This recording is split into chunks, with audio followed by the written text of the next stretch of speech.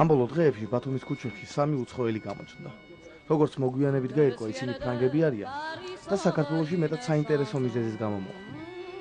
გადაწყვეტილი აქვთ მსოფლიო არც მეტი, არც ნაკლები ფეხით მოიარონ.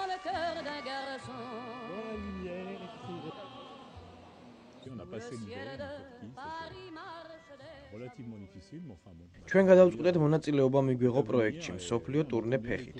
უკვე 11 თვეა ფეხით მოგზაურობთ. საქართველოში 2 დღის წინ ჩამოვედით თურქეთის გავლით. აქედან თბილისში ვაპირებთ ჩასვლას, შემდეგ გეზს ალბათ აზერბაიჯანისკენ ავიღებთ.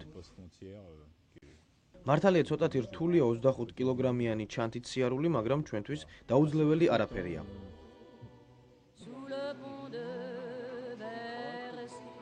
ტიერი ამ ყველაფრის ინიციატორია. ტურნესთვის მზადება დიდი ხნით ადრე დაიწყო. პატარა ცდებიც კი ჩაატარა, რომ დარწმუნებულიყო. შეძლებდა ამ ყველაფერს თუ ვერა.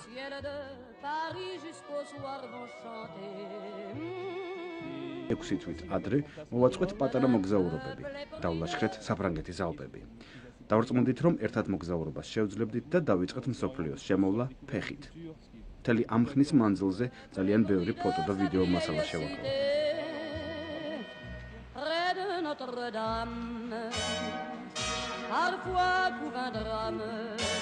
კილანმა განმარტა, რომ ფეხით სიარული მთელი ფილოსოფიაა და ესეთი ტიპის მოგზაურობა უფროა მოგზაურობა, ვიდრე მანქანით, მატარებლით ან სხვა გადაადგილების საშუალებით მსოფლიოს მოვლა.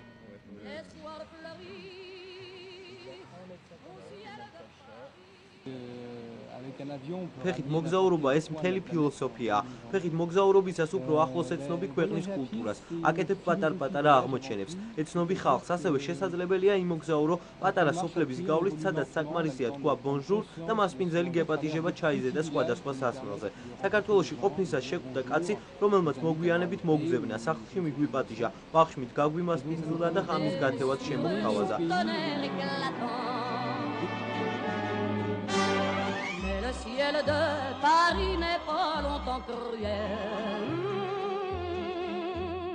pour se faire pardonner.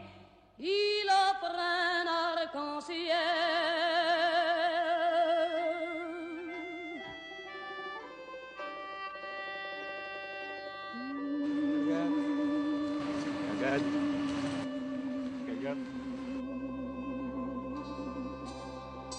საფრანგეთიდან იტალიაში, იტალიიდან საბერძნეთში, საბერძნეთიდან თურქეთში, ხოლო თურქეთიდან საქართველოში ჩამოვზანდნენ.